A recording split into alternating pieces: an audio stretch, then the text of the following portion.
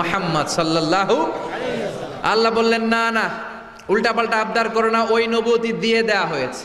ঈসা বললেন ওকে, আমি পড়েছি ইনজিলের মধ্যে ওই নবীর উম্মতদের এত মর্যাদা, বনি ইসরায়েলের অনেক নবীর চাইতে নাকি উম্মতে মুহাম্মাদের মর্যাদা অনেক বেশি হবে। আল্লাহ শেষ নবী আমাকে বানালেন না ওকে, কিন্তু আমার উম্মতকে ওই উম্মত বানান। আল্লাহ বলেন নো, ওইটাও দেয়া হয়ে গেছে, পাবে কে? বিশ্বনবী পাবে।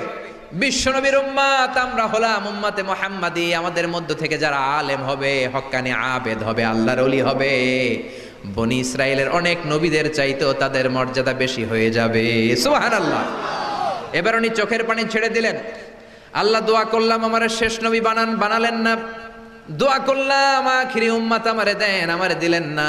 এবার আমি দোয়া করি, এই দোয়া কিন্তু ফেলতে পারবেন না। আল্লাহ বললেন করো করো।